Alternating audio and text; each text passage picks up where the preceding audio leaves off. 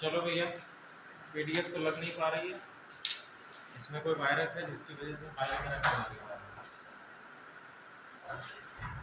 संख्या बहुत कम है। 12 बजे वाली क्लास खत्म करा दी जाए क्या? 12 बजे से आने में परेशानी हो रही है आपको? नहीं, आप लोग तो आ ही गए हैं, बाकी बच्चे जो हैं। अच्छा, चलिए, तो आज हम लोग करंट अफेयर्स के अंतर्गत आप लोगों के लिए एग्जामिनेशन पर्सपेक्टिव से इम्पोर्टेंट टॉपिक जो डिस्कस करने जा रहे हैं। सबसे पहला है आपका अंतरराष्ट्रीय संगठन। अंतरराष्ट्रीय संगठन के अंतर्गत विभिन्न संगठनों का हम लोग अध्ययन करेंगे और इन संगठनों में भारत की क्या भूमिका रही है, साथ ही साथ किस प्रकार से ये भारतीय अर्थव्यवस्था और जो हमारा क्षेत्रीय सहयोग या सुरक्षा की दृष्टि से क्या क्या इंपॉर्टेंट चीजें हैं इन अंतरराष्ट्रीय संगठनों के अंतर्गत, उन चीजों को डिस्कस करेंगे हम लोग। अब अगर हम लोग अंतरराष्ट्रीय संगठनों की बात करें तो ये संगठन हमें मुख्यतः दो तरह के दिखाई देते हैं। कितने हैं? दो हैं। एक तो इंटरनेशनल, या हम कह सकते हैं कि जिसमें अलग अलग राष्ट्र या कई सारे राष्ट्र सम्मिलित हैं। दूसरे हमारे हो जाएंगे क्षेत्रीय संगठन। इंटरनेशनल ग्रुपिंग्स के अंतर्गत ही ये भी आते हैं क्षेत्रीय संगठन, इनको डिस्कस करेंगे। अंतरराष्ट्रीय संगठन में अगर हम लोग उदाहरण की बात करें कि आप लोग किनको एस्टैब्लिश करेंगे कि ये अंतरराष्ट्रीय है, तो जैसे हमारा संयुक्त राष्ट्र संघ है। संयुक्त राष्ट्र संघ है। संयुक्त राष्ट्र संघ में अगर सदस्य राष्ट्रों की संख्या हम लोग देखें तो कितनी है? लगभग 193 आपकी संयुक्त राष्ट्र संघ के अंतर्गत सदस्य राष्ट्रों की संख्या है। यानी कि इसमें लगभग समूचा विश्व अपनी सदस्यता बनाए है। अगर क्षेत्रीय स्तर पर हम बात करें, जैसे आपके कुछ संगठन आपके सामने आएंगे, जिसमें एक है आपका आसियान, बिम्स्टेक,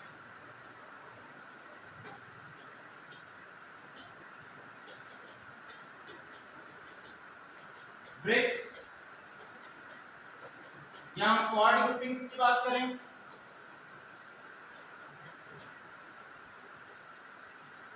इसमें आप लोग देखेंगे कि ये हमारे क्या है। इसी तरह से और भी कई सारे G7 है, G20 है। G20 और G7 को इंटरनेशनल में ही रखेंगे।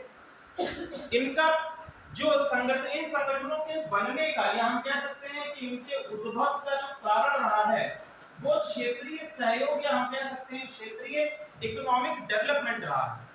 तो ये क्षेत्रीय स्तर पर हमारे संगठन हो जाएंगे। तो दो प्रकार के आपको दिखे, एक जो अंतरराष्ट्रीय स्तर पर अंतरराष्ट्रीय शांति व्यवस्था को स्थापित करने के लिए अंतरराष्ट्रीय सहयोग की भावना, ये सभी चीजें आपके संयुक्त राष्ट्र संघ के अंतर्गत आएंगी और इसकी कई सारे और भी कार्यकारी ऑर्गेनाइजेशन या हम लोग संगठन जो इसके अंतर्गत हैं उनमें सम्मिलित कर लेंगे। इसके जो एग्जीक्यूटिव ऑर्गेनाइजेशंस हैं, ठीक है।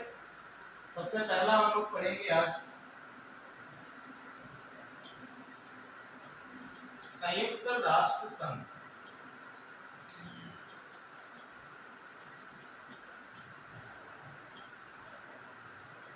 यूनाइटेड नेशंस, ठीक है। यूनाइटेड नेशन या यूएन। यूनाइटेड नेशंस की स्थापना के वर्ष 1945। स्थापना वर्ष क्या है? 1945। सदस्यों की संख्या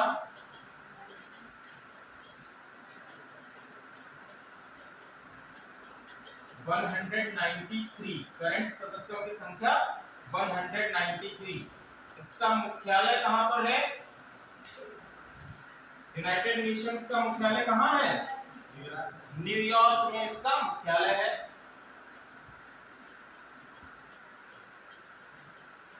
न्यूयॉर्क, यूएसए में इसका मुख्यालय है।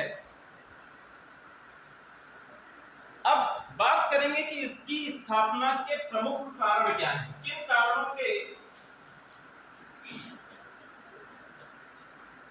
कारणों से अंतरराष्ट्रीय या हम कह सकते संयुक्त राष्ट्र संघ की स्थापना की गई है?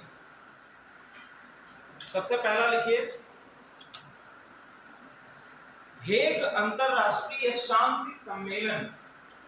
हेग अंतरराष्ट्रीय शांति सम्मेलन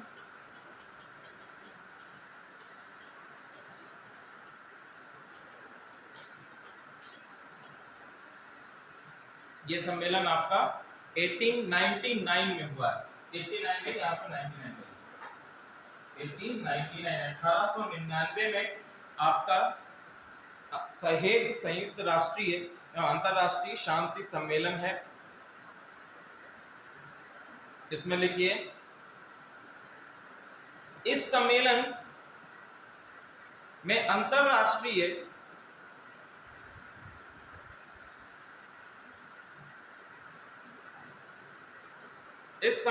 अंतरराष्ट्रीय विवादों को शांतिप्रद रूप से निपटाने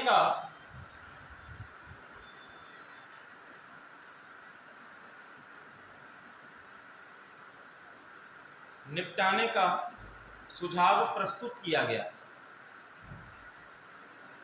तो ये पहली बार था जब अंतरराष्ट्रीय स्तर पर जो युद्ध हो रहे हैं उनको किस प्रकार से निपटाने का प्रस्ताव है?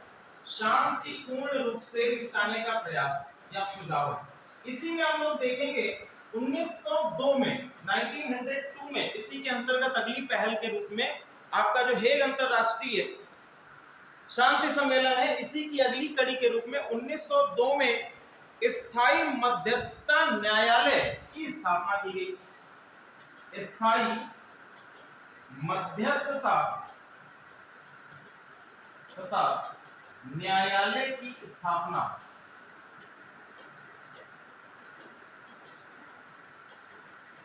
अब देखो, कोई दो राष्ट्र हैं और दोनों के बीच में किसी प्रकार के संघर्ष की स्थिति है, किसी प्रकार का विवाद है और उसको हमें शांतिपूर्ण रूप से निपटारा करना है, तो मध्यस्थता की आवश्यकता पड़ेगी। और इसी कड़ी में 1902 में स्थायी मध्यस्थता न्यायालय की स्थापना की गई। ठीक है, तो बेसिकली संयुक्त राष्ट्र संघ की स्थापना से पहले जितने भी शांति समझौते या हम कह सकते हैं कि विवादों का निपटारा हो रहा था, वो आपका किसके अंतर्गत हो रहा था? स्थायी मध्यस्थता न्यायालय के द्वारा हेग अंतरराष्ट्रीय शांति सम्मेलन में किया जाता। आगे हम देखते हैं, अगली महत्वपूर्ण घटना होती है वर्ल्ड वॉर प्रथम विश्व युद्ध। प्रथम विश्व युद्ध कब से कब तक है भैया? 1914 से 1918 तक आपका प्रथम विश्व युद्ध चलता है। कहीं कहीं पर 1914 से 1919 तक भी आपने देखा होगा। तो 1919 में जब वर्ल्ड वॉर प्रथम खत्म हुआ तो वहां पर एक संधि आई जिसको हम लोग किस नाम से जानते हैं? वर्साई की संधि। वर्साई की संधि कब है? 1919। जब वर्ल्ड वॉर वन पढ़ेंगे तो उसके अंतर्गत देखेंगे कि वर्साई की संधि के अंतर्गत किन किन प्रस्तावों को लिया गया था। वैसे वर्साई की संधि के अंतर्गत इतना आप लोग को ध्यान रखना है कि कब हुई है? 1919 में हुई है। इसमें एक नोट लिख लीजिए कि अंतरराष्ट्रीय सहयोग को बढ़ावा देना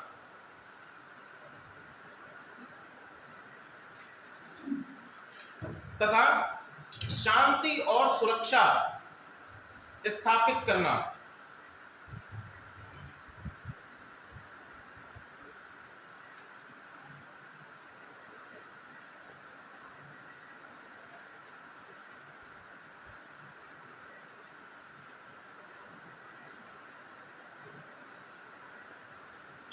ठीक है। क्या आप लोगों ने लिखा? अंतरराष्ट्रीय सहयोग को बढ़ावा देना तथा शांति एवं सुरक्षा स्थापित करना इसका प्रमुख लक्ष्य था। ठीक है, तो वर्साई की संधि के अंतर्गत एक संगठन की स्थापना होती है, लीग ऑफ नेशंस। ठीक है। लीग ऑफ नेशंस ही परवर्ती रूप है किसका? संयुक्त राष्ट्र संघ का। लीग ऑफ नेशंस ही आगे जाकर क्या होता है? संयुक्त राष्ट्र संघ का रूप लेता है। ठीक है, इसमें एक फैक्ट लिख लीजिए, नोट, वर्साई की संधि के अंतर्गत ही अंतरराष्ट्रीय श्रम संगठन की स्थापना की गई। ठीक है, इसी संधि के अंतर्गत ही एक और संगठन आपका आता है, अंतरराष्ट्रीय श्रम संगठन। अंतरराष्ट्रीय श्रम संगठन जो है वो भी आपका वर्साई की संधि के अंतर्गत 1919 में स्थापना की गई थी। क्लियर है यहां तक? अब आगे देखो, कहानी यहां तक चल रही थी, लीग ऑफ नेशंस की स्थापना हो गई। लीग ऑफ नेशंस उसी तरह से कार्य कर रहा था जिस तरह से संयुक्त राष्ट्र संघ कर रहा था। ठीक है, लेकिन कुछ वर्षों के बाद, या हम कह सकते हैं कि लगभग 2 दशकों के बाद, फिर से हमारा विश्व युद्ध शुरू हो जाता है, द्वितीय विश्व युद्ध। अब जब द्वितीय विश्व युद्ध प्रारंभ हो गया, द्वितीय विश्व युद्ध जब चल रहा था, तो उसमें लीग ऑफ नेशंस के बारे में यह कहा गया कि कहीं ना कहीं वृहद रूप से इसके कार्यों में कमी थी। इसी कारण तो आपका द्वितीय विश्व युद्ध आरंभ हो पाया। यदि लीग ऑफ नेशंस पूर्णता रूप से अपने कार्य को संपादित कर रहा होता तो द्वितीय विश्व युद्ध जैसी स्थितियां सामने ना आती। लेकिन द्वितीय विश्व युद्ध आया जिसके अंतर्गत यह महसूस किया गया कि इस लीग ऑफ नेशंस को और बृहद, या हम कह सकते हैं कि पूर्ण रूप से संगठित करने की आवश्यकता है, जिसके अंतर्गत संयुक्त राष्ट्र संघ का प्रावधान लाया गया। ठीक है, संयुक्त राष्ट्र संघ का प्रावधान लाया गया। अब ये संयुक्त राष्ट्र संघ क्या क्या चीजें हैं, कब स्थापित हुआ? संयुक्त राष्ट्र संघ का स्थापना वर्ष 1942।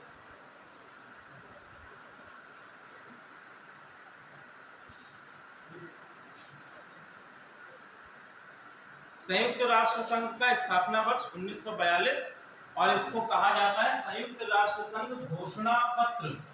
ठीक है, संयुक्त स्थापना वर्ष क्या है? 1942। किसके अंतर्गत किया गया है? संयुक्त राष्ट्र संघ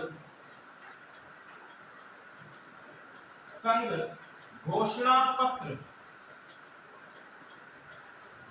और इनिशियली इस घोषणा पत्र पर 26 राष्ट्रों या 26 राष्ट्रों ने हस्ताक्षर किए थे, यानी कि जो आपका घोषणा, जी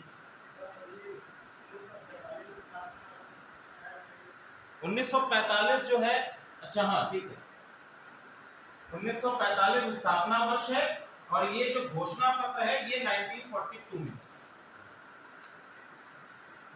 ये जो घोषणा पत्र है 1942 में इसको साइन किया गया है 26 राष्ट्रों के द्वारा।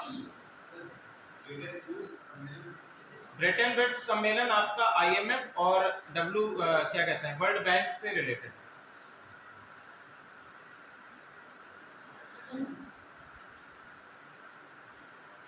क्लियर है?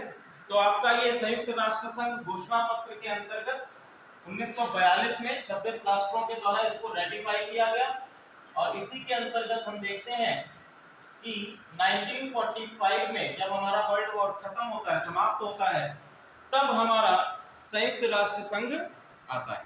क्लियर है यहां तक?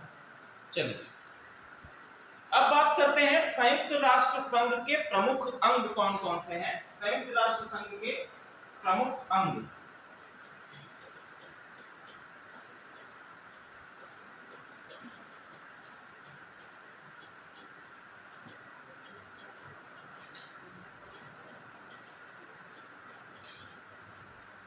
तो टोटल आपके 6 अंग हैं संयुक्त राष्ट्र संघ के। पहला है आपका महासभा, या जिसको हम लोग जनरल असेंबली बोलते हैं।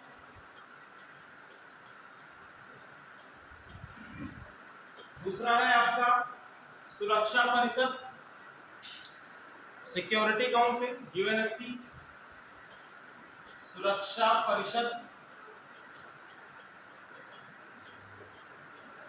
सुरक्षा परिषद के बाद संयुक्त राष्ट्र आर्थिक एवं सामाजिक परिषद, जिसको इकोसॉक बोलते हैं। संयुक्त राष्ट्र आर्थिक सुरक्षा एवं सामाजिक परिषद इकोसॉक। इसके बाद है संयुक्त राष्ट्र न्यास परिषद। न्यास परिषद अभी समाप्त हो चुकी है, ठीक है, लेकिन इनिशियल रूप से एक आपकी न्यास परिषद या जिसको हम लोग कहते थे ट्रस्टी काउंसिल, अंतरराष्ट्रीय न्यायालय और संयुक्त राष्ट्र सचिवालय। अंतरराष्ट्रीय न्यायालय और अंतिम में है सचिवालय। तो ये संयुक्त राष्ट्र संघ के 6 प्रमुख अंग या घटक हैं, जिसके अंतर्गत संयुक्त राष्ट्र संघ का प्रशासनिक ढांचा कार्य करता है। क्लियर है यहां तक? इसको लिख लिया? चलिए अब सबसे पहले डालिए संयुक्त राष्ट्र महासभा। संयुक्त राष्ट्र महासभा या जनरल असेंबली।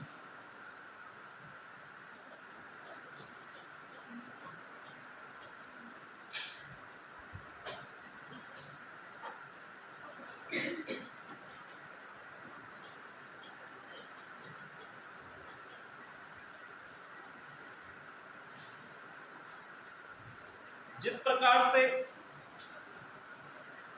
भारतीय पार्लियामेंट में या भारतीय संसद में हमारी द्विसदनीय व्यवस्था है, जिसमें का एक सदन आपका क्या है? लोकसभा। तो जिस प्रकार से लोकसभा के कार्यों का निष्पादन होता है, सेम उसी तरह से संयुक्त राष्ट्र महासभा भी कार्य करती है। समझ में आ रहा है यहाँ तक? टोटल सदस्यों की संख्या कितनी है संयुक्त राष्ट्र में? 193 है। तो जितने भी आपके 193 नेशंस के प्रतिनिधि हैं, सभी संयुक्त राष्ट्र सभा में पार्टिसिपेट करते हैं, संयुक्त राष्ट्र की महासभा में पार्टिसिपेट करते हैं as a representatives of the respective country. ठीक है, इसका मुख्य कार्य लिख लीजिए, विचार विमर्श, नीति निर्धारण,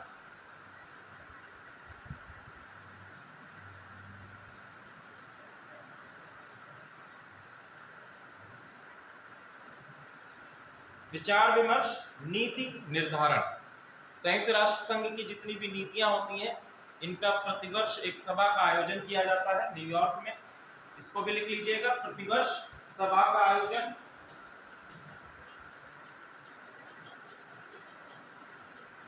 कहां पर होती है? न्यूयॉर्क में होती है।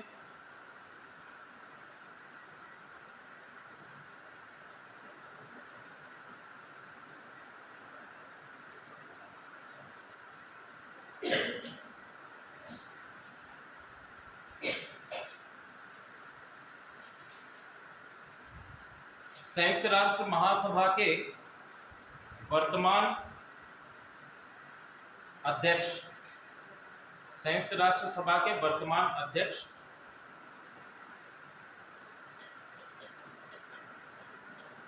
कौन है?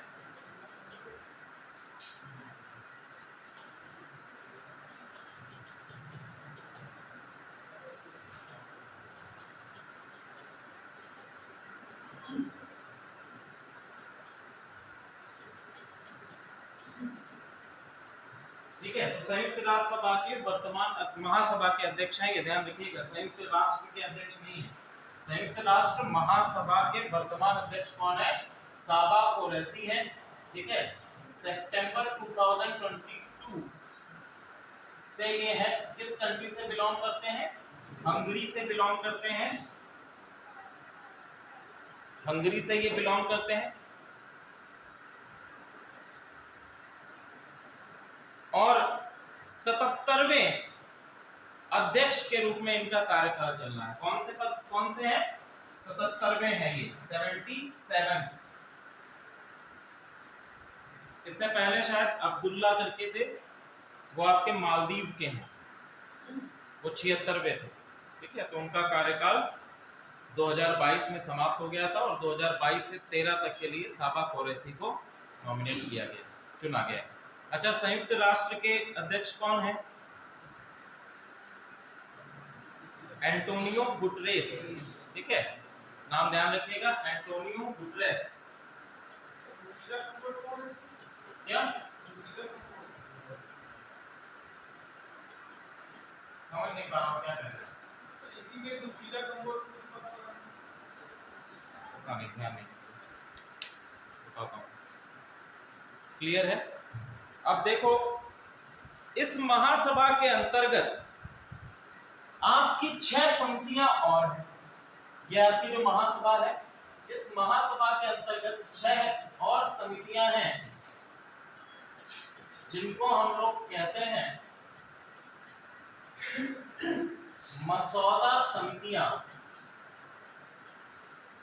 मसौदा समितियां, या इनको सिंपल लैंग्वेज में हम इंग्लिश में कहते हैं ड्राफ्टिंग कमिटीज। ड्राफ्टिंग कमिटी, मसौदा समितियां या ड्राफ्टिंग कमिटीज कौन कौन सी हैं? तो लिखिए, पहली है निरस्त्रीकरण एवं अंतरराष्ट्रीय सुरक्षा समिति। निरस्त्रीकरण एवं अंतरराष्ट्रीय सुरक्षा समिति। दूसरी है आर्थिक एवं वित्तीय समिति। आर्थिक एवं वित्तीय समिति। तीसरी सामाजिक मानवीय एवं सांस्कृतिक समिति।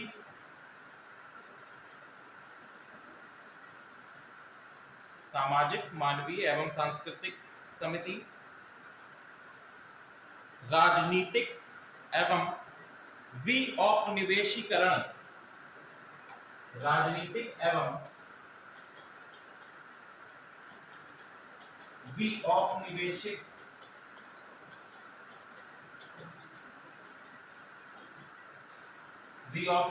समिति।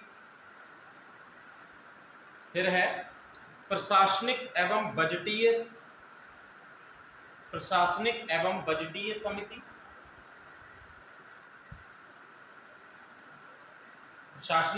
बजटीय समिति। और इसके बाद है कानूनी समिति।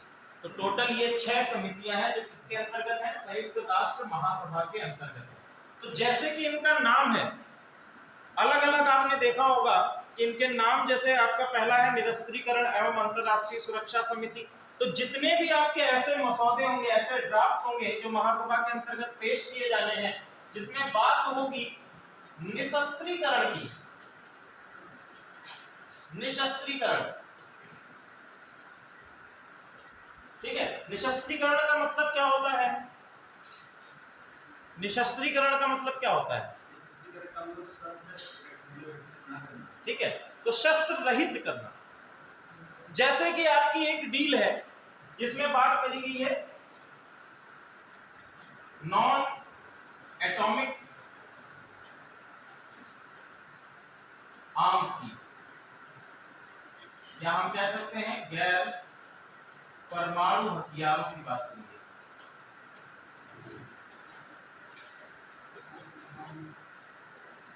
तो बेसिकली हम क्या करेंगे कि इसमें परमाणु हथियारों के उत्पादन पर रोक लगाने का प्रयास यूएन के द्वारा किया गया। तो ऐसी जितने भी आपके मसौदे होंगे जिसमें निशस्त्रीकरण की बात होगी या फिर अंतरराष्ट्रीय सुरक्षा की बात होगी, तो वो इस समिति के द्वारा बनाए जाएंगे। न्यायिक से, या फिर हम लोग कह सकते हैं कि कानूनी हस्तक्षेप से रिलेटेड कोई भी आपका मसौदा होगा, ड्राफ्ट होगा, तो वो किसके द्वारा बनाया जाएगा? कानूनी समिति के द्वारा बनाया जाएगा। क्लियर है? जैसे आप लोग पार्लियामेंट पढ़ते हैं, तो पार्लियामेंट में भी आप लोगों ने कमिटीज पढ़ी होंगी, ठीक है। तो कमिटीज आपकी होती, पार्लियामेंट्री कमेटी होती है, स्टैंडिंग कमेटी होती है, एग्जीक्यूटिव कमिटीज होती हैं।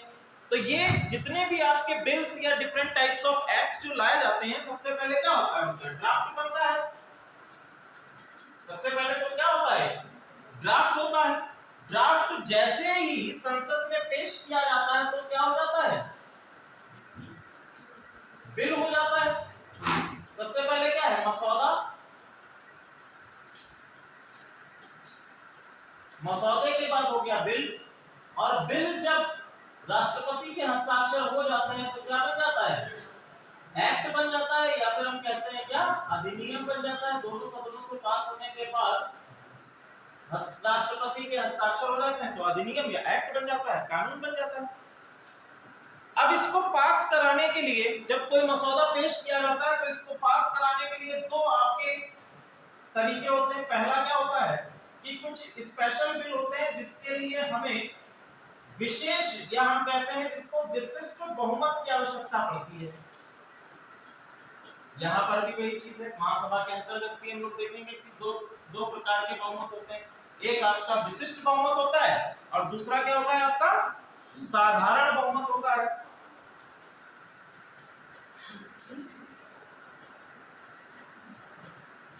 विशिष्ट बहुमत और साधारण बहुमत भारतीय पार्लियामेंट में भी है और यहाँ पर महासभा में भी यही चीज है। तो बताओ जरा, विशिष्ट बहुमत, साधारण बहुमत पहले बताओ क्या होता है।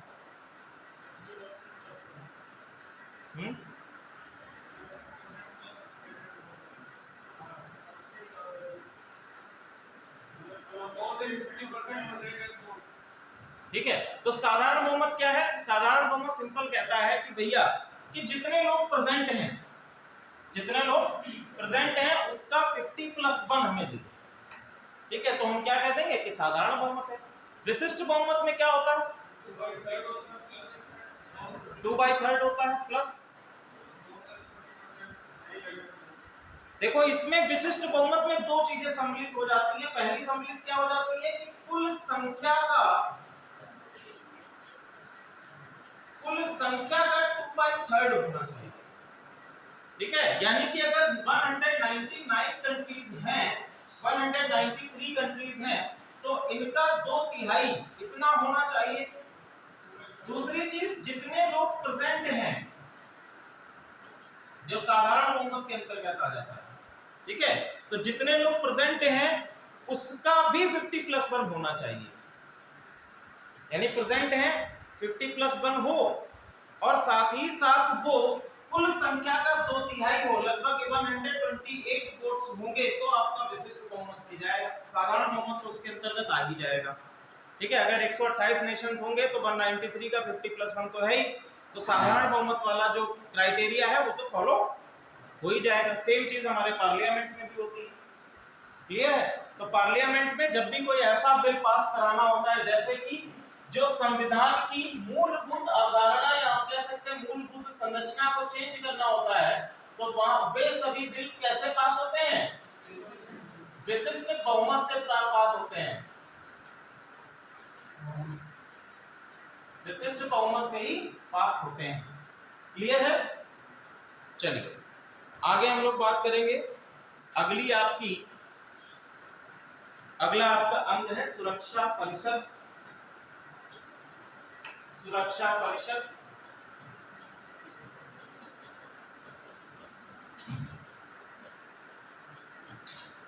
यूनाइटेड नेशन सिक्योरिटी काउंसिल, संयुक्त राष्ट्र सुरक्षा परिषद, यूनाइटेड नेशंस सिक्योरिटी काउंसिल।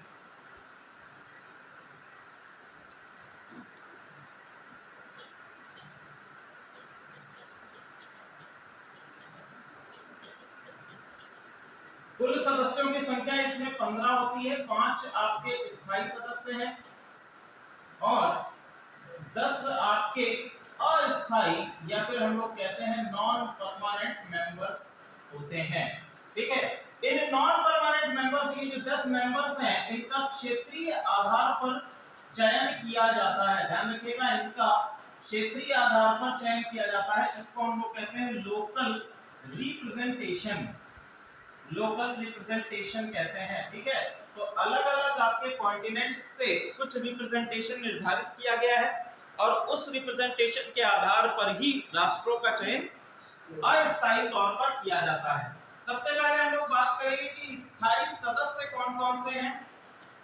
स्थायी सदस्यों में सबसे पहला आपका आ जाएगा चाइना, दूसरा है आपका रशिया, तीसरा है आपका यूके, चौथा है आपका यूएसए और फ्रांस, अगला है आपका फ्रांस।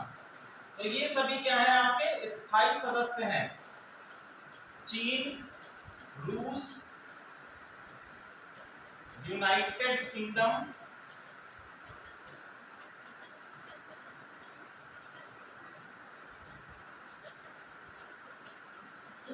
यूएसए और फ्रांस, ये सभी आपके स्थायी सदस्य हैं। अस्थायी सदस्य जो हैं यह 2 वर्षों के लिए चुने जाते हैं। ध्यान रखिएगा, अस्थायी सदस्य कितने वर्षों के लिए? 2 वर्षों के लिए चुने जाते हैं। और इनका चयन कहां पर होता है भैया?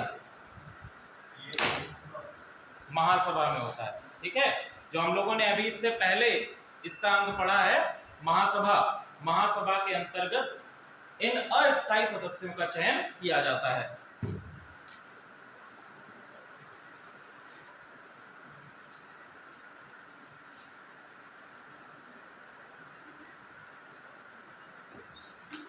ठीक है, अब वो चीजें अलग हैं, जैसे अस्थायी स्थायी सदस्यों के पास क्या होती है? वीटो पावर होती है। क्या होती है भैया? वीटो पावर होती है। वीटो पावर का मतलब आप जान रहे हैं क्या होता है? ठीक है, वीटो पावर का मतलब क्या होता है? ना करने का अधिकार। तो ये किसके पास है? स्थायी सदस्यों के पास है।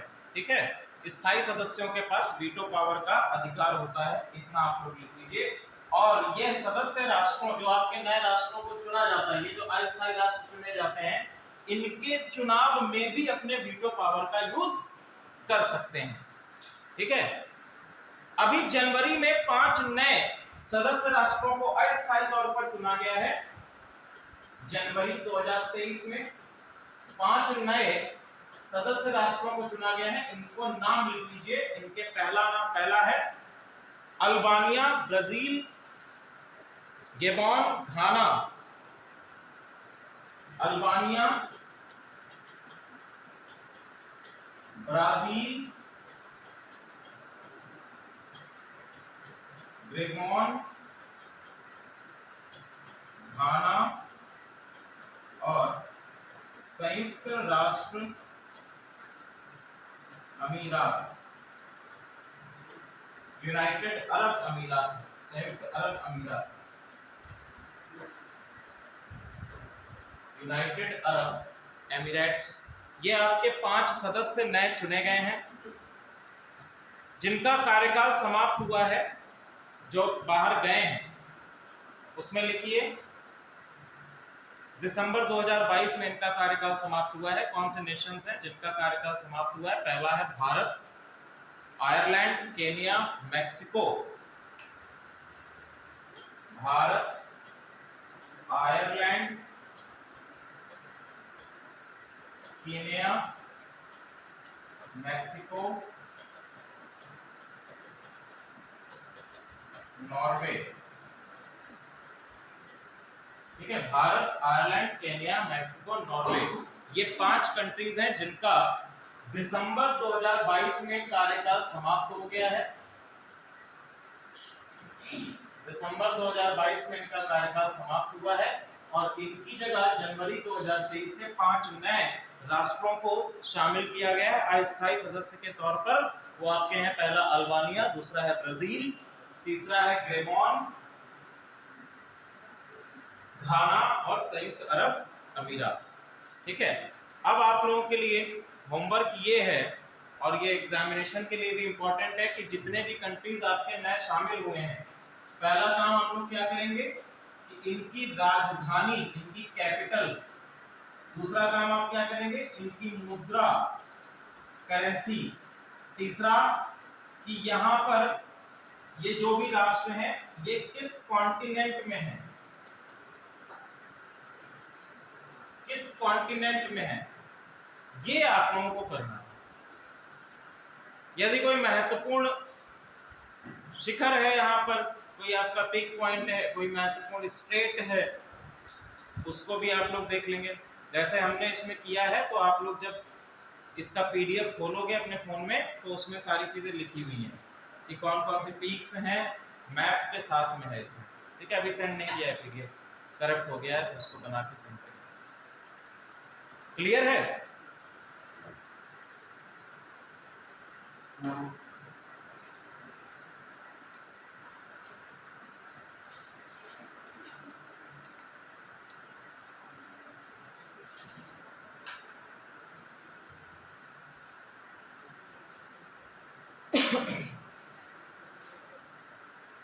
अगला देखिए इंपॉर्टेंट आप लोगों के लिए टॉपिक है, ये करंट से ही रिलेटेड समसामयिक है।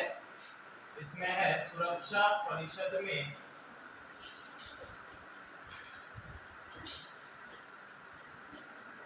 सुधार, या फिर हम कहेंगे कि रिफॉर्म्स इन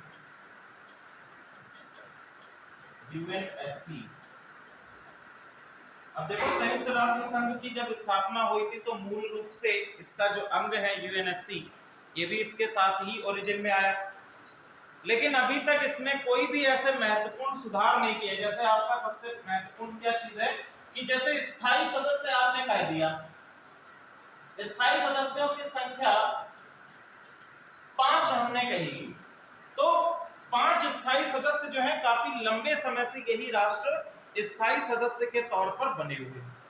चूंकि हम लोग बात करते हैं कि स्थायी सदस्यों के पास वीटो पावर होती है, और वर्तमान परिदृश्य की बात करें तो काफी ऐसे राष्ट्र हैं जो अपने आप को डेवलप भी कर चुके हैं और साथ ही साथ स्थायी सदस्य होने के लिए अपनी योग्यता भी रखते हैं, जैसे कि भारत ही है। भारत काफी लंबे समय से यूएन का स्थायी सदस्य बनने के तौर पर एक अग्रणी देश रहा है, क्योंकि भारत जो है यूएन के स्थापक राष्ट्रों में गिना जाता है। ठीक है, 7 बार यूएनएससी का अस्थायी सदस्य भी रह चुका है। कितनी बार रह चुका, अभी लिखवा, 7 बार अस्थायी सदस्य भी रह चुका है। साथ ही साथ अगर बात करें तो इकोनॉमी की, अर्थव्यवस्था की, तो भारत अर्थव्यवस्था के तौर पर 7वीं सबसे बड़ी अर्थव्यवस्था है, 5वीं, और 3 ट्रिलियन के आसपास हमारी अर्थव्यवस्था पहुंच भी चुकी है। 3 ट्रिलियन की अर्थव्यवस्था वर्तमान समय में है जीडीपी के अनुसार। इसके साथ साथ हमने एक लक्ष्य रखा है कि 2025 तक हम कितने की अर्थव्यवस्था बन जाएंगे, 5 ट्रिलियन की अर्थव्यवस्था बन जाएंगे। 5 ट्रिलियन की, हालांकि यूएसए की अपेक्षा में यह 7 गुना कम है। ठीक है, यूएसए की जो आपकी अर्थव्यवस्था है वो 21 ट्रिलियन की अर्थव्यवस्था है, उसका जीडीपी का जो पूरा ग्रॉस वैल्यू है वो आपकी 21 ट्रिलियन की है, और उसकी अपेक्षा अभी भारत जो है 3 ट्रिलियन की अर्थव्यवस्था है। लेकिन संसाधनों के तौर पर और औपनिवेशिक शासन से निजात पाने के लगभग हमारे 75 सालों के बाद अगर हम देखें तो भारत ने अर्थव्यवस्था के स्तर में काफी वृद्धि की है। ऐसे कई नेशंस, जो हम लोग बात करेंगे, जो आपका कॉमनवेल्थ है, तो कॉमनवेल्थ बेसिकली क्या है, ब्रिटिश, हाँ, तो ब्रिटिशों के जितने भी ऐसे देश जो उपनिवेश रहे हैं ब्रिटिश शासन के अंतर्गत, उन सभी ब्रिटिश शासन के अंतर्गत रहे उपनिवेशिक देशों का एक समूह है जिसको हम लोग कॉमनवेल्थ कहते हैं। ठीक है, तो कॉमनवेल्थ के अंतर्गत हम देखें कि जितने भी आपके देश हैं उनमें अगर अर्थव्यवस्था के तौर पर सबसे अधिक वृद्धि जिस देश ने की है वो हमारा भारत है, अग्रणी तौर पर।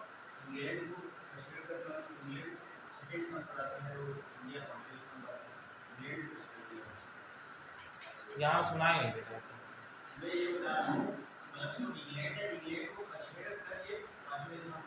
हाँ, ठीक है, तो ये भी आपका एक फैक्चुअल है कि भैया देखो, जिस देश के अंतर्गत रहा है, जिस देश के अंतर्गत अधीन रहा है, उस देश को भी पछाड़ कर हम क्या हैं, आगे निकल चुके हैं अर्थव्यवस्था के मामले में।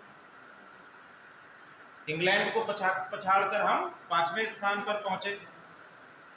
तो ये भारत के लिए अर्थव्यवस्था के तौर पर क्या है, एक वृद्धि है। अब देखो हम लोग बात कर रहे थे कि सुरक्षा परिषद में सुधारों की आवश्यकता है। हम ये जानते हैं कि सुधारों की आवश्यकता है। तो देखो सबसे पहला क्या है कि स्थायी सदस्यता के तौर पर सुधार की आवश्यकता, जिसमें स्थायी सदस्यता के लिए सबसे भारत ने हमेशा किया है दावेदारी, और फ्रांस ने भारत की दावेदारी का समर्थन भी किया है। फ्रांस क्या है, एक स्थायी सदस्य है, और फ्रांस ने भारत की स्थायी सदस्यता के लिए समर्थन भी किया है। और फ्रांस ने ये कहा है कि यूएनएससी के स्थायी सीटों की संख्या में वृद्धि की जानी चाहिए, स्थायी सदस्यों की संख्या में वृद्धि की जानी चाहिए। इसके बाद दूसरा है वीटो पावर में सुधार किया जाना चाहिए। वीटो पावर या वीटो शक्तियां जो स्थायी राष्ट्रों को दी गई है, वीटो पावर्स में सुधार। पहला आपका क्या हो गया कि स्थायी सदस्यता से संबंधित, दूसरा वीटो पावर से संबंधित, तीसरा है क्षेत्रीय प्रतिनिधित्व का विस्तार करना।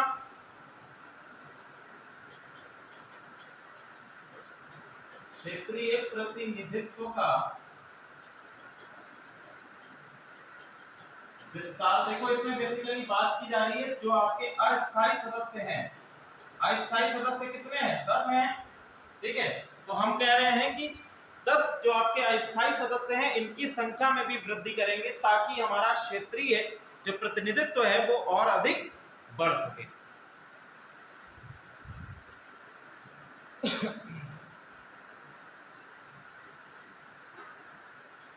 अब एक प्रश्न लिखिए, भारत को सुरक्षा परिषद में स्थायी सदस्यता क्यों दी जानी चाहिए? भारत को सुरक्षा परिषद में स्थायी सदस्यता क्यों दी जानी चाहिए?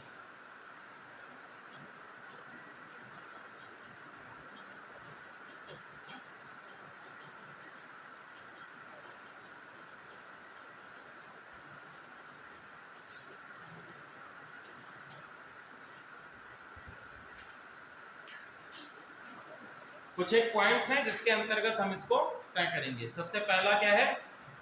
पहला, स्थापक सदस्य राष्ट्रों में भारत रहा है। भारत क्या है? स्थापक सदस्य राष्ट्रों में है, यानी यूएनएससी जब फॉर्म हो रहा था, यूएनएससी जब बना था तो शुरुआत से इसका एक सदस्य रहा है, बाद में नहीं जुड़ा। 1945 में जब अपने अस्तित्व में आया तो उसी समय से भारत इसका एक मेंबर रहा है।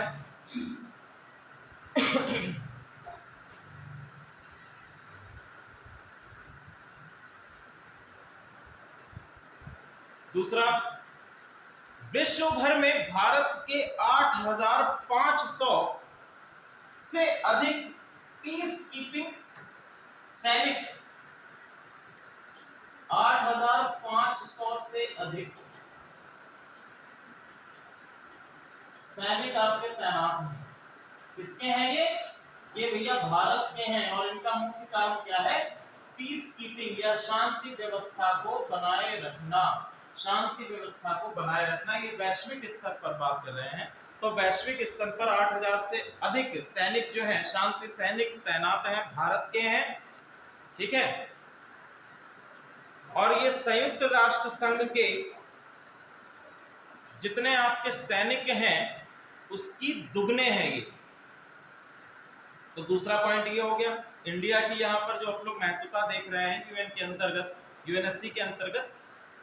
दूसरा क्या है कि फ्रांस ने, चूंकि काफी लंबे समय से भारत जो है स्थायी सदस्य होने की डिमांड कर रहा है। चाइना, हालांकि पिछली बार जब वोटिंग हुई थी तो चाइना ने वीटो पावर का यूज करके इंडिया को पीछे कर दिया था स्थायी सदस्य के तौर पर। स्थायी सदस्य के तौर पर फ्रांस ने भारत के सदस्य होने के समर्थन भी किया है। ये आपका तीसरा पॉइंट हो गया। चौथा पॉइंट क्या है? अर्थव्यवस्था का विस्तार। अगर हम देखें तो अर्थव्यवस्था का विस्तार, 3 ट्रिलियन की अर्थव्यवस्था, साथ ही साथ परमाणु शक्ति से संपन्न देश भी है। 3 ट्रिलियन की अर्थव्यवस्था है, परमाणु शक्ति से संपन्न देश है। आगे हम लोग जो बात करेंगे कि आगे नेक्स्ट और क्या क्या पॉसिबिलिटीज हैं, जैसे आपकी भारतीय सरकार के द्वारा वर्तमान समय में जो प्रयास किए जा रहे हैं उसमें एक महत्वपूर्ण प्रयास क्या है, ease of doing business. Ease of doing business.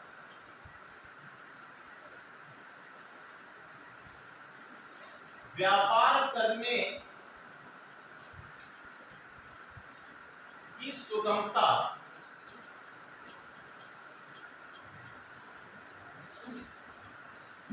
चलो, एलपीजी रिफॉर्म्स कब आया था भैया? 1991। ठीक है, 1991 में सबसे पहला रिफॉर्म हम देखते हैं ईज ऑफ डूइंग बिजनेस के अंतर्गत, जिसमें कि कहा गया एलपीजी की फुल फॉर्म क्या है?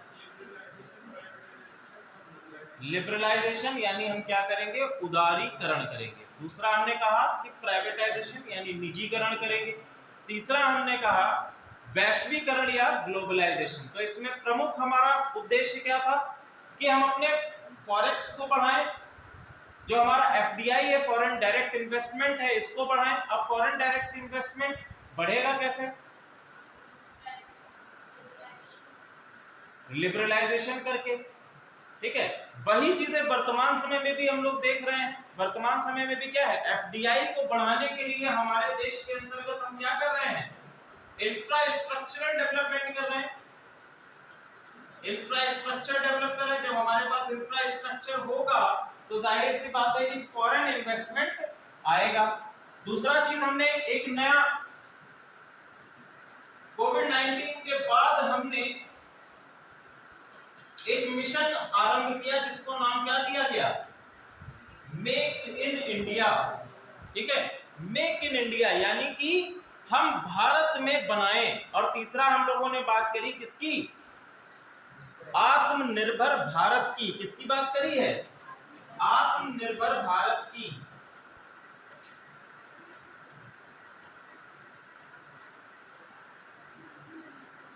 आत्मनिर्भर भारत की बात करें तो भैया ईज ऑफ डूइंग बिजनेस जब होगा तो ईज ऑफ डूइंग बिजनेस का अगर हम लोग सीधे सीधे बात करें इन्वेस्टमेंट से, तो ईज ऑफ डूइंग बिजनेस जितना अधिक होगा, ये क्या है, एक दूसरे के डायरेक्टली प्रोपोर्शनल है। ईज ऑफ डूइंग बिजनेस जितना अधिक होगा वो उतना ही अधिक इन्वेस्टमेंट भी होगा, अर्थव्यवस्था का साइज बढ़ेगा। ठीक है, ईज ऑफ डूइंग बिजनेस को आप लोग समझ पा रहे हैं, नहीं समझ पा रहे हैं? देखो, अगर आप कोई व्यापार करना चाहते हैं तो व्यापार करने के लिए सबसे पहला काम आपको क्या करना पड़ेगा,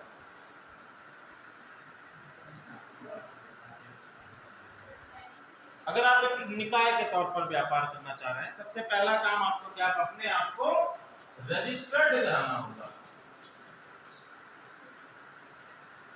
ठीक है, अपने आप को क्या कराना पड़ेगा, रजिस्ट्रेशन कराना होगा एक कंपनी के नाम से। वो आपकी एक एलएलपी भी हो सकती है, आपकी प्राइवेट लिमिटेड भी हो सकती है, प्रोप्राइटरशिप में भी हो सकती है। ठीक है, तो डिफरेंट आपके ट्रस्टीशिप में भी हो सकती है। कई सारे आयाम होते हैं जिसके अंतर्गत आप अपनी कंपनी को रजिस्टर करा सकते हो एमसीए के पोर्टल पे, मिनिस्ट्री ऑफ कॉर्पोरेट अफेयर्स, तो वहां पर आप रजिस्टर करा सकते हो। पहला चीज तो ये। दूसरा चीज क्या है, अब आपको इंफ्रास्ट्रक्चर की भी आवश्यकता होगी। भाई अगर कोई आप प्रोडक्ट बना रहे हो तो प्रोडक्ट बनाने के लिए आप जहां पर अपना यूनिट या प्रोडक्शन यूनिट स्थापित कर रहे हो तो वहां पर जल की व्यवस्था होनी चाहिए, बिजली की व्यवस्था होनी चाहिए। मशीनें काहे पे चलेंगी, बिना बिजली के तो चलेंगी नहीं, तो मशीनों को चलाने के लिए बिजली की आवश्यकता होगी। साथ ही साथ जो प्रोडक्ट आपने बनाया है उस प्रोडक्ट को मार्केट तक पहुंचाने के लिए रोड्स होनी चाहिए, ट्रांसपोर्ट भी तो होना चाहिए। ठीक है, तो ये सभी किसके अंतर्गत आ जाएगा, इंफ्रास्ट्रक्चर के अंतर्गत आ जाएगा। अब देखो, रजिस्ट्रेशन की जो प्रोसेस थी 1991 से पहले, ये क्या थी, काफी क्लिष्ट थी। इसमें आपको जो है काफी समय लग जाता था, आप अपने आप को रजिस्टर्ड नहीं करा पाते। भारतीय नागरिक खुद को नहीं रजिस्टर्ड करा पा रहा है, जो भारत के बाहर से आया है वो कैसे खुद को रजिस्टर करा पाएगा। दूसरा चीज क्या है, जैसे अभी तक आप लोगों ने देखा कि कश्मीर के अंतर्गत आप भूमि को नहीं खरीद सकते थे, तो वहां पर अगर कोई प्रोडक्शन यूनिट स्थापित करनी है तो किस प्रकार से करी जाएगी, भूमि आप तो ले नहीं सकते। लेकिन अभी क्या हुआ है, अब 370 के हटने के बाद वहां पर भी ईज ऑफ डूइंग बिजनेस जैसी अवधारणा आ गई कि वहां पर आप जो है कोई प्रोडक्शन यूनिट स्थापित कर सकते हैं। अब देखो रजिस्ट्रेशन कराने के लिए क्या कर दिया गया, एमसीए का पोर्टल बना दिया गया है। अब आपको लंबे समय तक अपने कागजी कार्यवाही में दौड़ना नहीं है, एमसीए के पोर्टल पर जाइए और आप स्वयं को रजिस्टर्ड करा सकते हैं। 15 दिन के अंतर्गत आपका टैन पैन सब आ जाता है, 15 डेज। तो रजिस्ट्रेशन की समय अवधि क्या हो गई है, कम हो गई है। तो इन सारी चीजों से जो हमारे व्यापारी हैं उनको क्या मिलता है, प्रोत्साहन मिलता है। ऐसी अवधारणाओं को ही हम सम्मिलित करते हैं किसके अंतर्गत, ईज ऑफ डूइंग बिजनेस के अंतर्गत सम्मिलित करते हैं। इसके साथ साथ जो आपके मजदूर हैं उनका उपस्थित होना, भाई आपको मजदूरों की भी तो आवश्यकता पड़ेगी, स्किल्ड लेबर्स की भी तो आवश्यकता पड़ेगी। तो भारत के अंतर्गत एक मिशन जारी किया गया जिसको हम लोगों ने क्या नाम दिया, skill India mission. Skill India mission, और स्किल इंडिया मिशन को हमने किससे जोड़ दिया, सेवा योजन। सेवा योजन कार्यालय का नाम आप लोगों ने सुना होगा।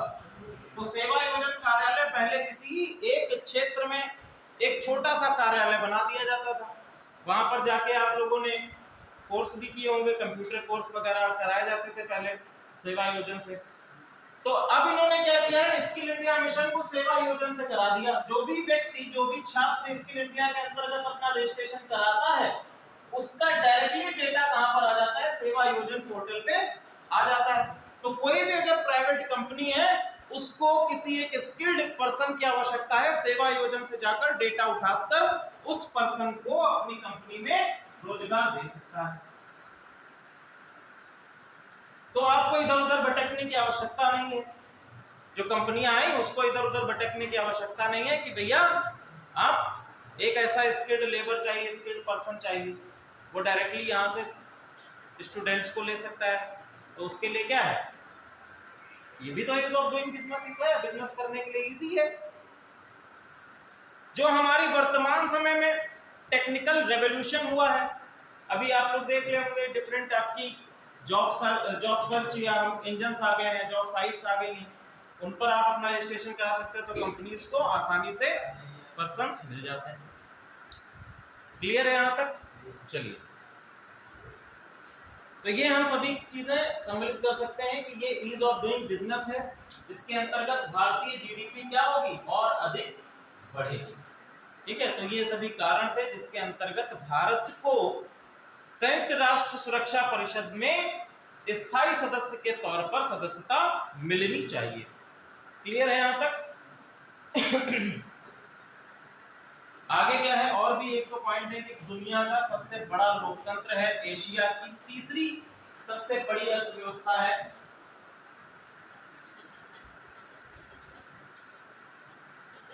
सबसे बड़ा लोकतंत्र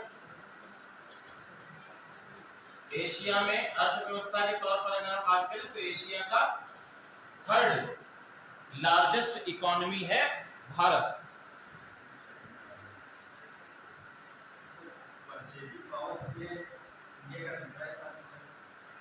परचेजिंग पावर के अंतर्गत भारत का स्थान तीसरा ही है शायद, ठीक है, कंफर्म करके मैं बताता हूं। इसके साथ साथ यूएनएससी का 7 बार सदस्य रह चुका है। यूएनएससी जो आपकी जिस हम लोग पढ़ रहे हैं सुरक्षा परिषद का, भारत अब तक 7 बार सदस्य रह चुका है।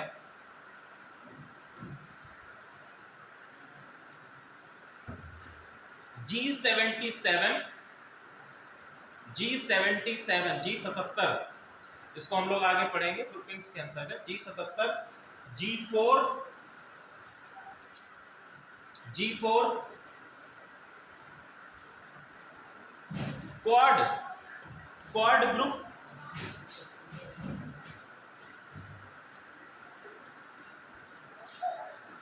क्वाड ग्रुप में आपके 4 राष्ट्र हैं। पहला है आपका भारत, दूसरा है आपका रूस, यूएसए, नहीं रूस नहीं है, जापान है, जापान, यूएसए और ऑस्ट्रेलिया। ठीक है, यहाँ का सदस्य भी है, क्वाड ग्रुप का भी सदस्य है। इसके साथ साथ अगर हम बात करें तो G20 का भारत क्या है वर्तमान समय में, G20 की अध्यक्षता भारत को मिली हुई है और G20 का सदस्य भी है भारत। और G20 के बारे में हम लोग पढ़ा भी था कि G20 के अंतर्गत अगर बात करें अर्थव्यवस्था की तो लगभग 80 to 85% अर्थव्यवस्था G20 के राष्ट्रों के अंतर्गत आती है। इसके साथ साथ आसियान में, आसियान की अगर बात करें तो अभी कुछ दिन पहले ही राजनाथ सिंह आसियान की बैठक में सम्मिलित हुए थे।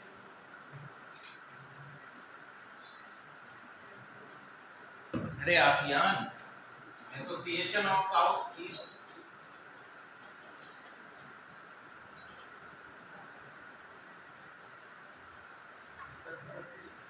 सदस्य नहीं है इसका।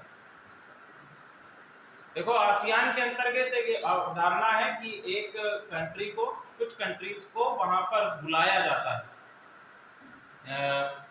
मेहमान देश के तौर पर। इनमें कुछ पावर्स भी उन लोगों को दी जाती हैं, जैसे कि पहली पावर क्या दी जाती है कि आप सलाह दे सकते हैं,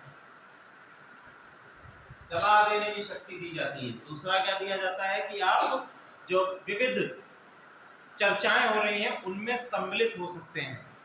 तो राजनाथ सिंह को मेंबर के तौर पर भेजा गया था इसमें।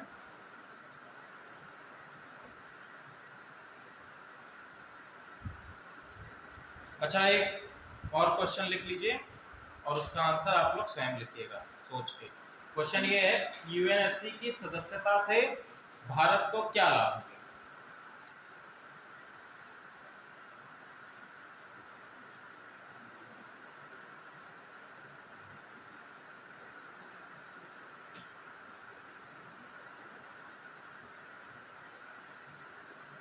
यूएनएससी में स्थायी सदस्य अगर भारत बनता है तो इससे भारत को क्या लाभ हो सकते हैं?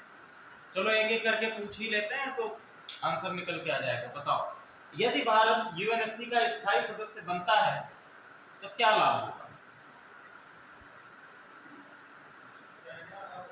एक एक करके आए, वहां तक भी पहुंचेंगे, माइक पहुंचाएंगे वहां तक। आप बताइए मैम। ठीक है, तो पहला आंसर क्या आ गया भैया कि जब स्थायी सदस्य मिल जाएगा तो उसको क्या मिल जाएगी, वीटो पावर मिल जाएगी। यानी यूनाइटेड नेशंस के अंतर्गत जो भी महत्वपूर्ण निर्णय होते हैं उनमें भारत की सलाह और भारत के द्वारा दिए गए मार्गदर्शन महत्वपूर्ण भूमिका अदा करेंगे। आप बताइए मैम। एक तो आ गया कि वीटो पावर मिल जाएगा, दूसरा नहीं समझ में आ रहा है, तक कहानी जो हो रही थी उसमें कुछ भी समझ में नहीं आया। चलो आप बताइए मैम, थोड़ा तेज बोलिए। खाना नहीं खाया क्या? खाया है। क्या कह रहे हैं ये जरा सुन के बताओ।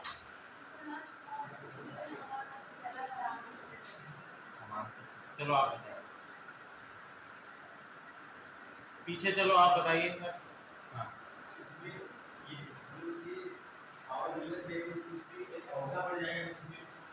हाँ प्रतिष्ठा बढ़ेगी, भारत की प्रतिष्ठा बढ़ेगी।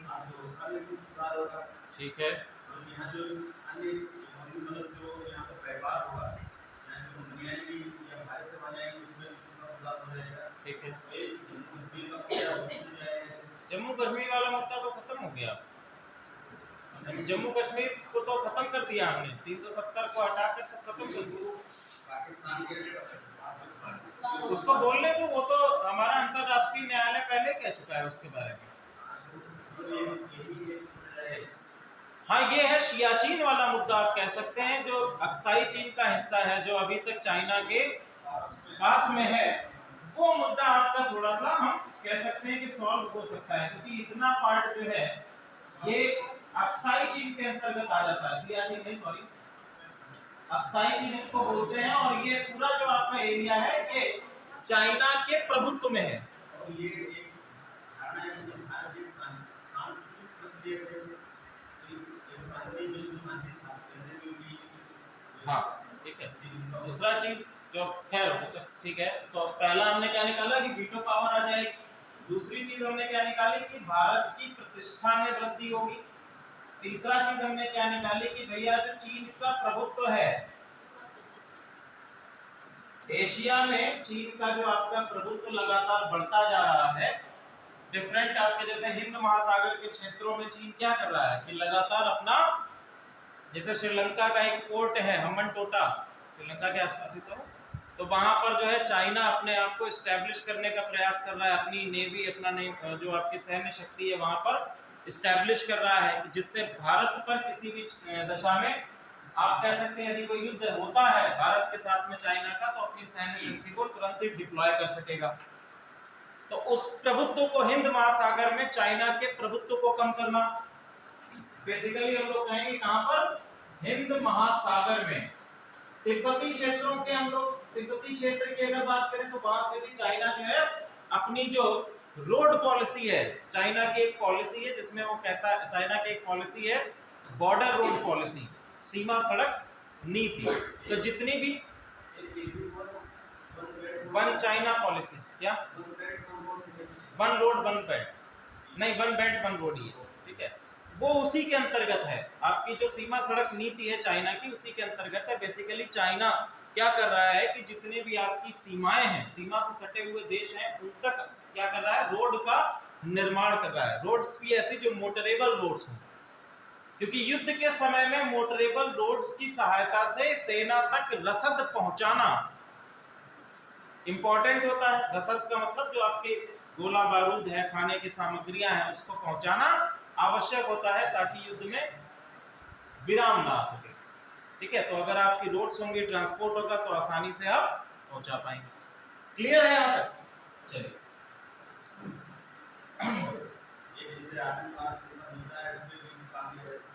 बिल्कुल, वो भी आप लोग डाल सकते हैं इसमें। अगला है आपका आर्थिक एवं सामाजिक परिषद। आर्थिक एवं सामाजिक परिषद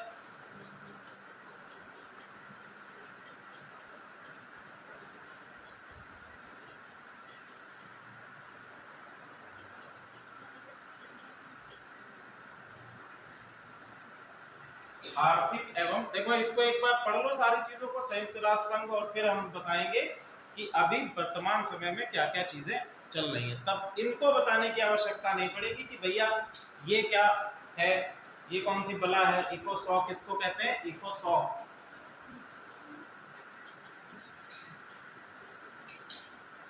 economic and social council, economic and social council.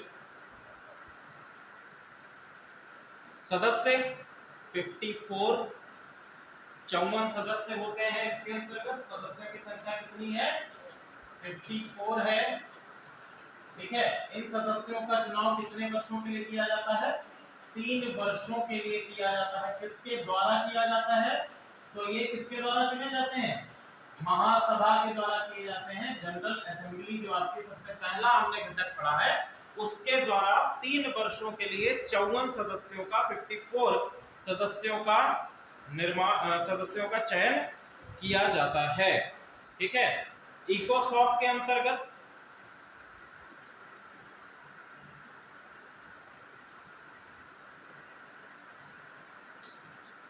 इकोसॉक के अंतर्गत आपके कई सारे निकाय हैं, कई सारे आपके संगठन हैं।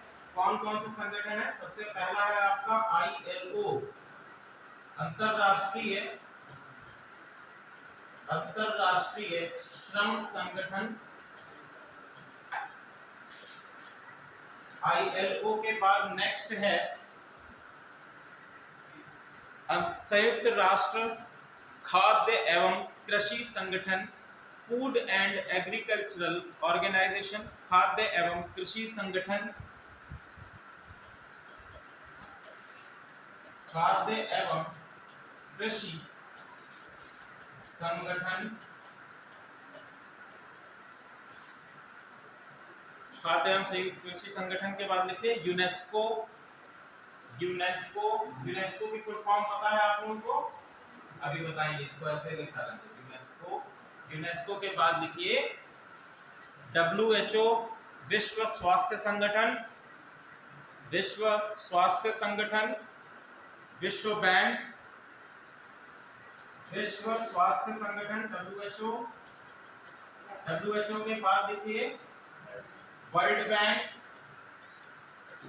वर्ल्ड बैंक के बाद लिखिए IMF, इंटरनेशनल मॉनेटरी फंड, अंतरराष्ट्रीय मुद्रा कोष, अंतरराष्ट्रीय मुद्रा कोष।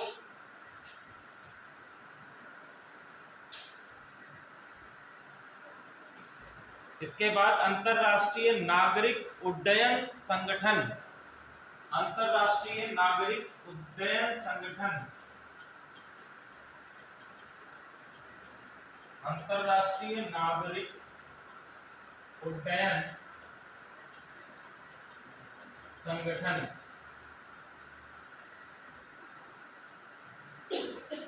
फिर है अंतरराष्ट्रीय समुद्र संगठन,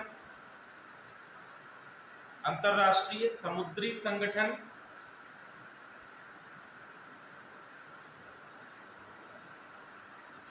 दूरसंचार संघ,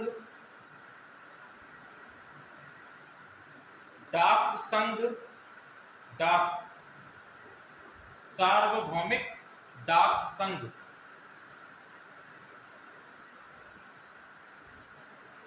सार्वभौमिक। मौसम विज्ञान संगठन,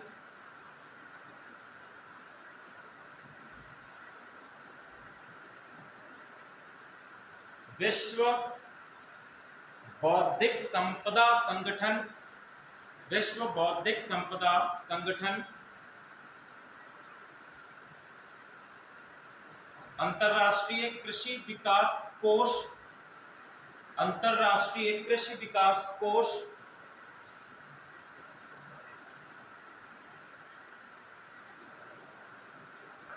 संयुक्त राष्ट्र औद्योगिक विकास संगठन, संयुक्त राष्ट्र औद्योगिक विकास संगठन, संयुक्त राष्ट्र औद्योगिक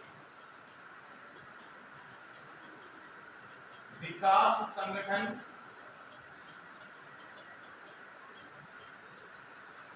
और अंतिम है आपका विश्व पर्यटन संगठन, विश्व पर्यटन संगठन। तो ये आपके टोटल 14 एजेंसीज हैं, ठीक है। टोटल आपकी 14 एजेंसीज हैं जो किसके अंतर्गत आएंगी? आपकी इकोसॉक के अंतर्गत आएंगी। तो क्वेश्चन अगर आपसे बनता है इकोसॉक के अंतर्गत कितनी एजेंसियां हैं, तो टोटल आपकी 14 एजेंसीज हैं। जो इंपॉर्टेंट वगैरह है वो हम लोग अभी आगे डिस्कस करेंगे। जैसे आपकी यूनेस्को से रिलेटेड क्वेश्चंस पूछे जाते हैं, यूनेस्को की वर्ल्ड हेरिटेज साइट्स के बारे में क्वेश्चंस पूछे जाते हैं। इसके बाद अगला लिखिए न्यास परिषद ट्रस्टीशिप काउंसिल। न्यास परिषद ये इतनी इंपॉर्टेंट नहीं है क्योंकि 1945 में इसको बनाया तो गया था, 1945 में इसको बनाया गया था, लेकिन वर्तमान समय में इसको खत्म कर दिया गया है। क्योंकि देखिए जब हमारी लीग ऑफ नेशंस बनी थी, प्रथम विश्व युद्ध के बाद लीग ऑफ नेशंस बनाया गया था और लीग ऑफ नेशंस के अंतर्गत जो मेंबर कंट्रीज थी उनको ट्रस्टी का दर्जा दिया गया था, ठीक है। तो ट्रस्टी का जब दर्जा दिया गया था तो उसके अंतर्गत एक ट्रस्टीशिप काउंसिल आ गई और ट्रस्टीशिप काउंसिल को एज इट इज यूएन जब आया 1945 में तो ट्रस्टीशिप काउंसिल को एज इट इज कंटिन्यू कर दिया गया। क्लियर है? तो टोटल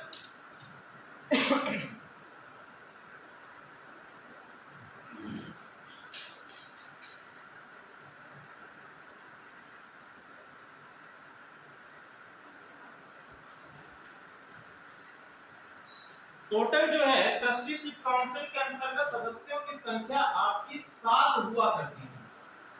ठीक है, 7 आपकी टोटल संख्या हुआ करती थी। इसको खत्म करने का वर्ष लिख लीजिए 1 नवंबर 1994। 1 नवंबर 1994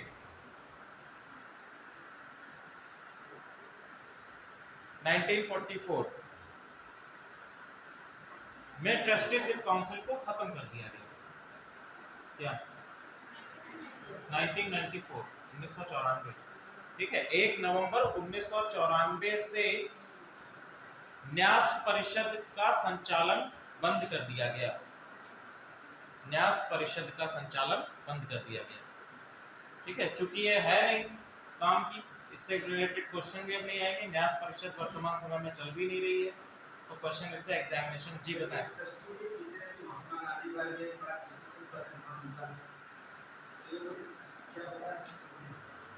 इसका ट्रस्टीशिप का मतलब क्या होता है?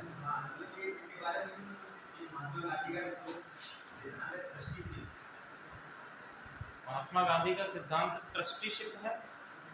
चलिए बताते हैं। वैसे हम लोग जो हमें अवधारणा पता है ट्रस्टीशिप की, वो मैं आप लोगों को बता देता हूँ। ठीक है, देखो भैया,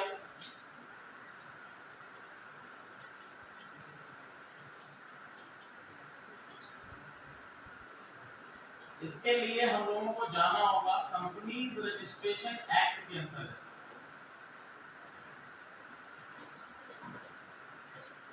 जैसे वर्तमान समय में जो कंपनीज रजिस्ट्रेशन एक्ट होता है, जैसे मान लीजिए आपने कोई संगठन बनाया। ठीक है, कोई संगठन आपने बनाया और उस संगठन के अंतर्गत कई सारे मेंबर्स हैं। मान लो ये एक संगठन है और इसमें हमारे टोटल 6 मेंबर्स हैं। ठीक है, तो 6 मेंबर्स हैं। अगर आपने इस संगठन को एक नॉन प्रॉफिटेबल ऑर्गेनाइजेशन के तौर पर बनाया है, क्या बनाया है? नॉन प्रॉफिटेबल, यानी कि इस संगठन में जो भी आप कार्य कर रहे हैं उससे किसी प्रकार का आपको प्रॉफिट नहीं हो रहा है, तो इसका आप रजिस्ट्रेशन करा सकते हैं ट्रस्ट के तौर पर। इसका रजिस्ट्रेशन आप कैसे करा सकते हैं? ट्रस्ट के तौर पर एक आप ट्रस्ट बनाएंगे। क्या बनाएंगे? एक ट्रस्ट बनाएंगे और उस ट्रस्ट के अंतर्गत जो मेंबर्स हैं, ये मेंबर्स क्या कहलाएंगे? ट्रस्टी कहलाएंगे। ठीक है, ये मेंबर्स क्या कहलाएंगे? ट्रस्टी कहलाएंगे। तो यही आपका ट्रस्टीशिप है। ठीक है, अगर देखो ये प्रॉफिटेबल होती, तो प्रॉफिटेबल होने के अंतर्गत आपका रजिस्ट्रेशन कैसे होता? प्राइवेट लिमिटेड के तौर पर होता, और प्राइवेट लिमिटेड के तौर पर जब होता तो ये मेंबर्स क्या हो जाते? डायरेक्टर्स हो जाते, और इनको मिलाकर क्या बनता?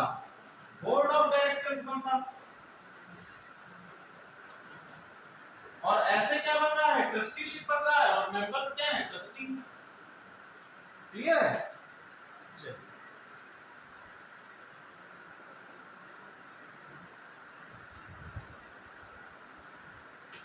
न्यास परिषद हो गया। इसके बाद अगला लिखे अंतरराष्ट्रीय न्यायालय। अंतरराष्ट्रीय न्यायालय, इंटरनेशनल कोर्ट।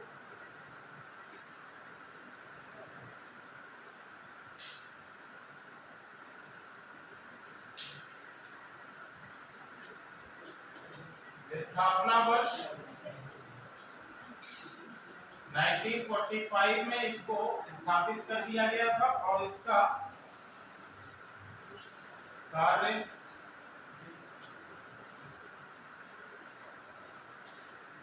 यहां हम कह सकते हैं कार्य संचालन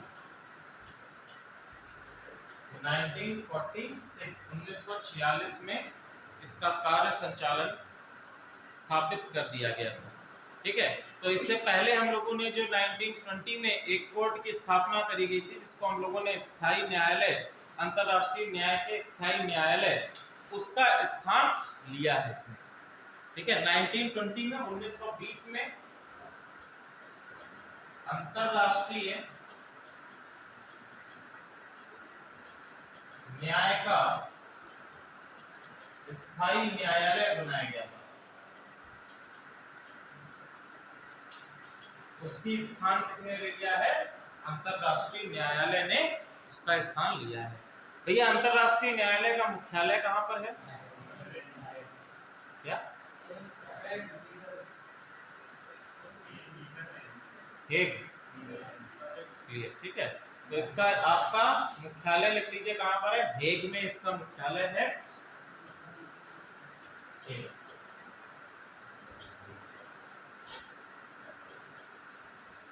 अगला है सचिवालय।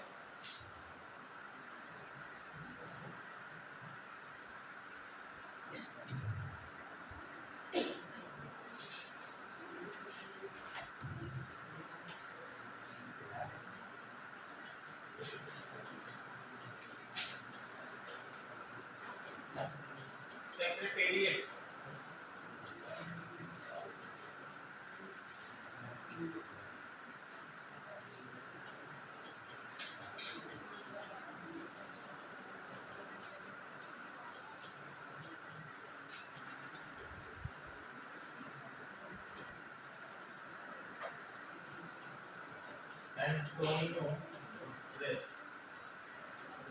एंटोनियो गुटेरेस आपके महासचिव वर्तमान समय में है। इनका कार्यकाल 2026 में खत्म होगा। 2026 में खत्म होगा और ये संयुक्त राष्ट्र के 9th महासचिव हैं, 9वें महासचिव हैं। 2026 तक इनका कार्यकाल है। 2022 में इनको चुना गया था। ठीक है, 2022 से 2026 तक इनका कार्यकाल रहेगा। ठीक है, तो सचिवालय के अंतर्गत जितने भी आपके कार्यकारी अधिकारी हैं संयुक्त राष्ट्र संघ के, वे सभी इसके सदस्य के तौर पर रहते हैं। जितने भी आपके कर्मचारी हैं वो इसके सदस्य होंगे। क्लियर है? इसमें जो आपका सचिवालय के अंतर्गत महासचिव है, इसका 5 वर्षों के लिए चयन किया जाता है और एंटोनियो गुटेरेस वर्तमान समय में महासचिव हैं। क्लियर है? आगे लिखिए UNDP, United Nations Development Programme. UNDP, United Nations Development Programme, संयुक्त राष्ट्र विकास कार्यक्रम।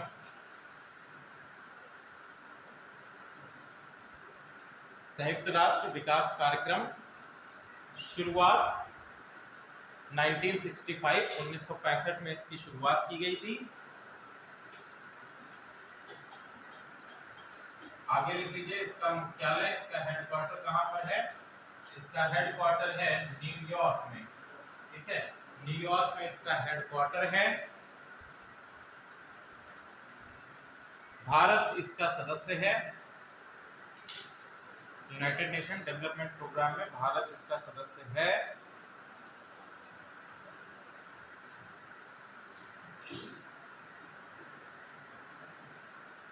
और इसी के अंतर्गत जो आपका 17 सूत्रीय एसडीजी गोल्स हैं वो भी आपका यूएनडीपी के अंतर्गत लाए गए। ठीक है, जो आपके United Nations sustainable development goals हैं, sustainable development goal SDGs.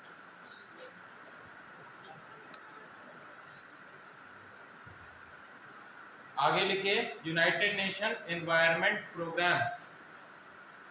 United Nations environment programme, संयुक्त राष्ट्र पर्यावरण कार्यक्रम।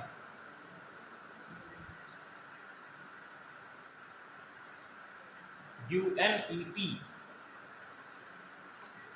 यूएनईपी, यूनाइटेड नेशंस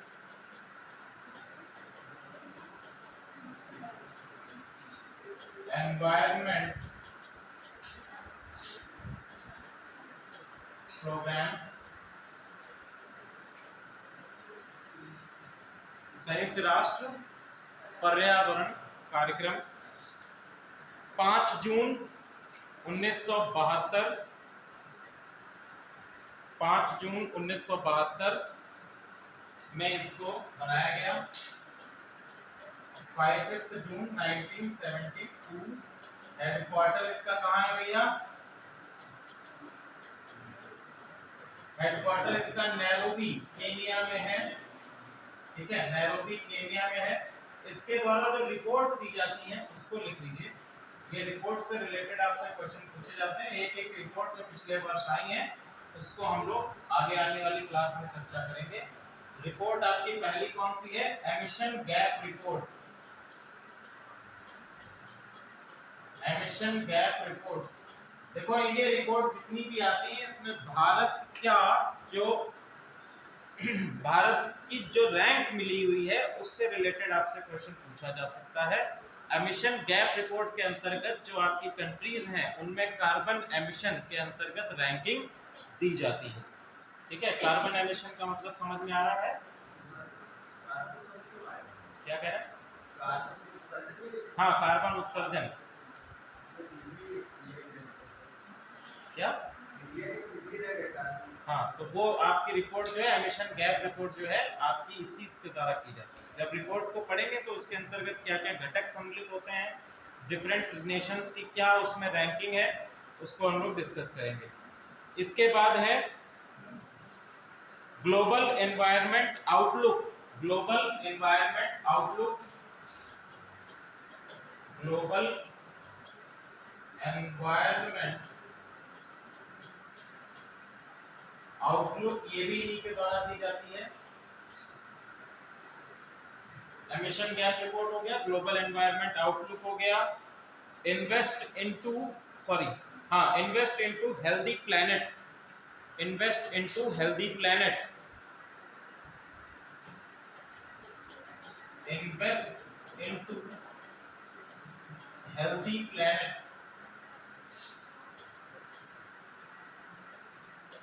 ये भी रिपोर्ट इन्हीं के द्वारा दी जाती है। तो आपसे अगर क्वेश्चन बनता है, जैसे मान लीजिए कि क्वेश्चन ये बना कि निम्नलिखित रिपोर्टों पर विचार कीजिए और उसके बाद आपको 4-5 रिपोर्ट के नाम दे दिए। ठीक है, जैसे हैप्पीनेस इंडेक्स दे दिया, इसमें से 1-2 रिपोर्ट दे दी और फिर क्वेश्चन आपसे बना दिया कि उपरोक्त में से कौन सी रिपोर्ट्स यूएनईपी के द्वारा जारी की जाती हैं। ऑप्शन दे दिए, एक ऑप्शन ए और बी दोनों, या दोनों में से कोई नहीं। इस तरह से आपके कई सारे ऑप्शन बन जाएंगे, 4 ऑप्शन बनेंगे। तो उसमें से आपको देखना है कि पहली और दूसरी रिपोर्ट दी जा रही है कि नहीं दी जा रही है। ये सभी चीजें आप लोगों को ऐसे क्वेश्चन बन सकता है। समझ में आ रहा है? आगे बात करते हैं कि इनके द्वारा चलाए गए कैंपेन्स कौन कौन से हैं, या कहेंगे कि जो आपके मिशन है कैंपेन्स हैं कौन कौन से हैं। पहला है आपका beat pollution, beat BEAT, beat मतलब पछाड़ना। ठीक है, बीट पॉल्यूशन, पॉल्यूशन प्रदूषण को हराना। दूसरा इनका कैंपेन है UN 75,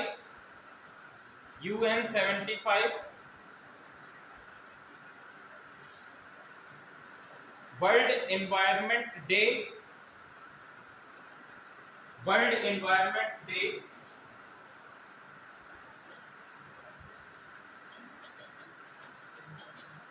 कब मनाया जाता है? ठीक है, इसके बाद है wild for life, wild for life, ये भी इन्हीं का कैंपेन है, वाइल्ड फॉर लाइफ।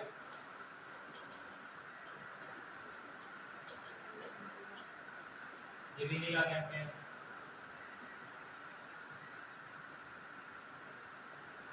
अगला लिखिए UNICEF, UNICEF United Nations children's fund, UNICEF, UNICEF, United Nation children's fund.